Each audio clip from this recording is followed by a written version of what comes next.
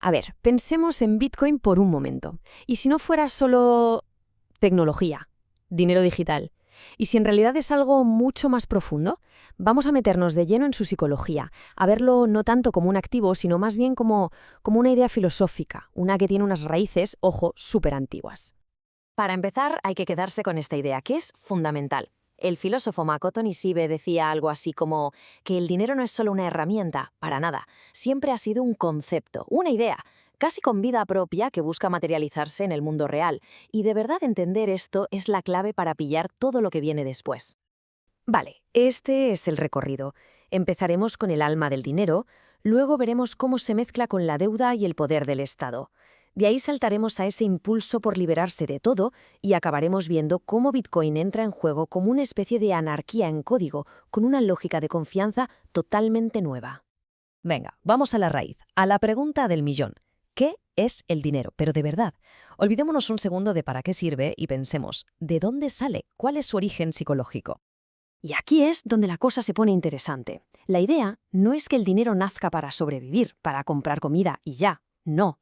Nace de un impulso psicológico mucho más hondo, de esa necesidad que tenemos de intercambiar, de ser recíprocos, en definitiva, de crear significados que compartimos. Y eso, al final, es la base de la cultura, ¿no? Y bueno, desde el principio de los tiempos, el dinero ha tenido como dos caras. Por un lado, algo tangible, algo que tiene valor por sí mismo, piensa en el oro. Y por otro, algo tan simple como una promesa, la deuda. Esta doble cara es, de verdad, la clave para entender cómo funciona el sistema financiero que tenemos montado hoy en día. Claro, pero ¿qué pasa? Que esta idea del dinero promesa, digamos que se fue de las manos. Lo que empezó siendo una herramienta para colaborar, para compartir, acabó convirtiéndose en un sistema súper sofisticado de deuda y de control. El cambio a lo largo de la historia es brutal, se ve clarísimo. Pasamos de un dinero que era algo físico a uno que simplemente representa una promesa. ¿Y esa promesa, quién la respalda? Pues únicamente la autoridad del Estado. Y ojo, el momento clave, el punto de no retorno, es 1971. Eso lo cambió absolutamente todo. Es que la psicología que hay detrás de la deuda es alucinante. Piensa en la palabra crédito. Viene del latín credo, o sea, yo creo. Todo el sistema se basa en la fe, en creer en una autoridad. Pero lo más fuerte es que la palabra deuda en su origen está ligada a pecado, a culpa. Es una carga psicológica brutal y es el Estado el que se encarga de gestionarla.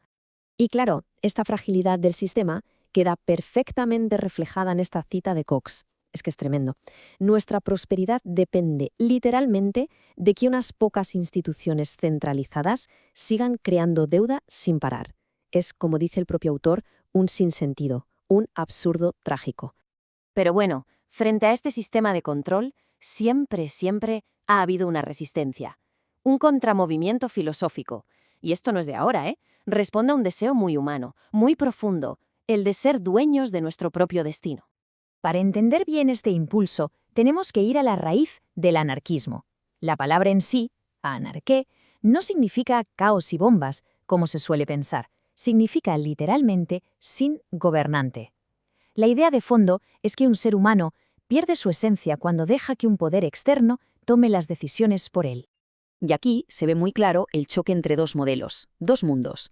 Por un lado, las estructuras verticales de toda la vida, el Estado, las grandes empresas, con sus jerarquías y su control de arriba a abajo.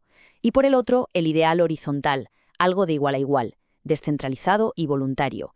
Son dos formas de ver el mundo completamente opuestas. Esta cita de Proudhon, que es potentísima, resume a la perfección esa crítica. Es la sensación de estar vigilado, inspeccionado, dirigido por gente que, según esta filosofía, no tiene ni el derecho ni la sabiduría para hacerlo. Claro, aquí llega la gran pregunta, la que ha perseguido a este ideal durante siglos. ¿Cómo demonios se puede crear algo horizontal, algo libre, en un mundo que está dominado por el control vertical? Pues la respuesta, y esto es lo sorprendente, podría no estar en la política, sino en la tecnología. Y aquí, justo aquí, es donde aparece Bitcoin. Pero ojo, no como lo vemos en las noticias, como un activo para especular. No, sino como la materialización, en código, de todo ese impulso anarquista, de ese sueño utópico de libertad. La visión de Satoshi Nakamoto fue, en el fondo, muy simple, pero a la vez absolutamente revolucionaria. Básicamente, dos objetivos. Primero, crear un sistema de dinero electrónico que fuera de persona a persona, sin intermediarios, Y segundo, asegurarse de que ese sistema funcionara sin tener que confiar en nadie.